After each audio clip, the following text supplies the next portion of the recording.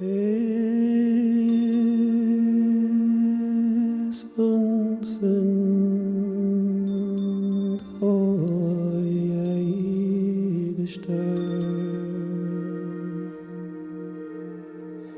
future doesn't exist until it happens.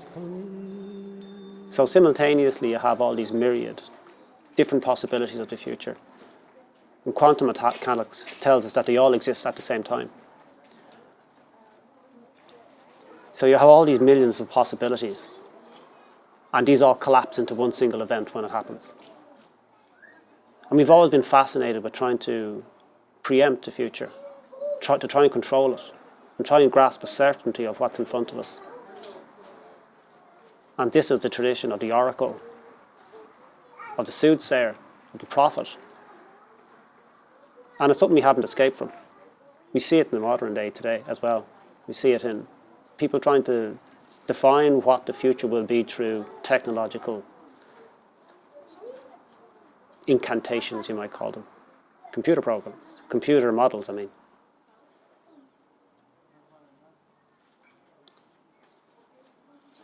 But what we want to do here is, in our process, we want to see, can we relive that idea of trying to take the future from all of the possibilities of the future and see, can we make the future unfold right in front of us. And this is the experience we want people to bear witness to, because we can't predict what's going to happen. We can only make an attempt. We can only make an attempt to create the atmosphere. And from that, we hope that our music and that the image we create out of it will be something inspiring. We don't know if it will work. We can only just attempt to materialize it. So there is that.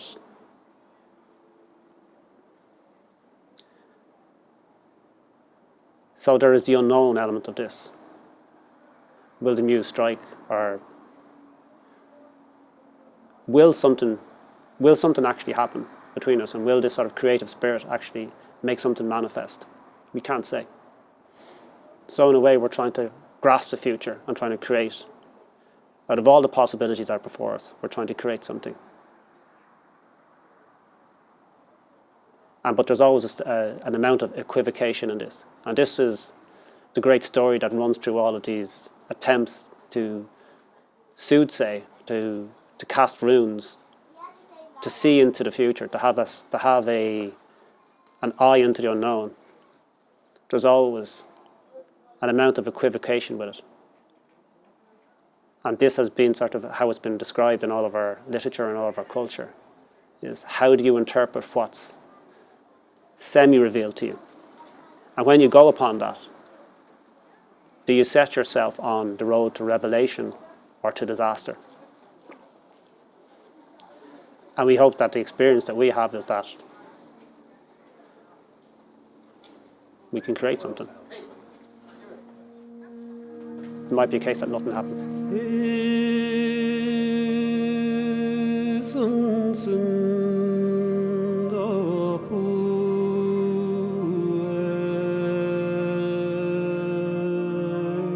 My name is Rónán Ó Raghallaigh, and I'm an artist. I mostly make images, paintings and drawings that have kind of developed into a more performative sphere in the last year. I was Rónán Ó Raghallaigh my whole life until last year, and I decided that to make the art that I really want to make, I had to go through a transformative process and become a druid. So I staged a family ritual, and my parents rebaptized me using we changed my name to Rónán Ó Raghallaigh, and in doing so, it went through this kind of identity shift. The changing of the name to its Irish form signified becoming a druid. And we did it on Bealtaine, which is the start of summer. And the reason for this is that I was always interested in Irish mythology and Celtic spirituality. But I felt like I couldn't make work about it in a traditional Western context, so I had to shift the focus towards the Celtic. So that was a way to do it. I've always been interested in, well, mystic arts from all over the world, but in the Western tradition, things like surrealism or abstract expressionism, where artists are channeling in an atheistic context. You could say it's coming from the unconscious, some sort of Freudian theory, but I noticed that a lot of surrealists and people who are channeling from the unconscious would often stumble upon mystic imagery or spiritual imagery, and I decided as an Irish artist that I should bring that to the fore.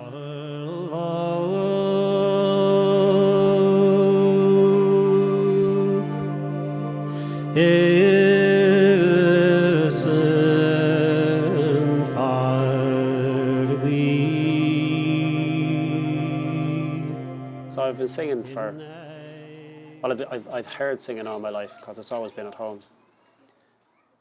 And when I took an interest in it, when I took a clear interest in it, where I had to get an immersive understanding of it,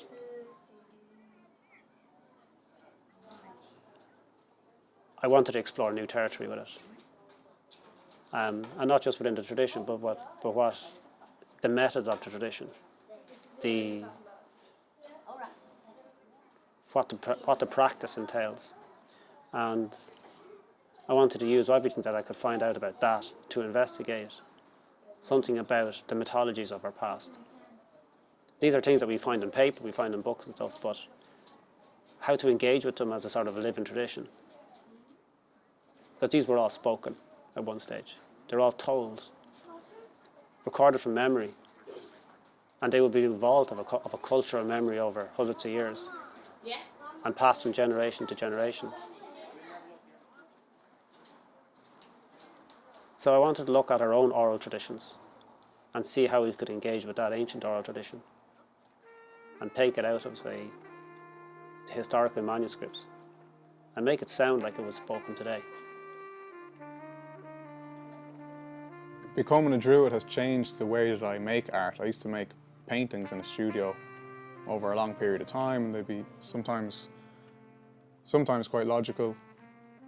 There was always intuition, and different methods for revealing the unconscious were always part of it, but now that I've declared myself a druid, it's become much more ritualistic and ceremonial, and I've been doing performances where I would enter a trance, usually using the beat of a bodhrán to enter a trance state. And it's coming from the Celtic tradition of the druid as someone who can transcend the material world and enter the spirit world, or someone who has a foot in both worlds simultaneously. And then I'll draw whatever visions come to me while I'm in these states, and then the drawings that are done are kind of a record of a trance. So for this piece with Lorcán is kind of a new territory for me, because I've always been inducing my own trances with the bodhrán or some other beat, whereas this time Lorcán is going to be the trance inducer. Lorcán's voice is going to help me enter a trance or enter the spirit world, and it's through his voice that I'm going to experience whatever visions I do. And also, in a way, I think both of us are going to become these kind of druidic shapeshifters in a sense, because we have this focal point of when Fidel appears to Queen Maeve as this prophetess. I think that, in a way, I imagine it as Lorcán is kind of embodying the voice of Fidel, and I'll embody her visions through my hand. So we'll both be kind of these shapeshifters or transcenders of the material world into the spirit world.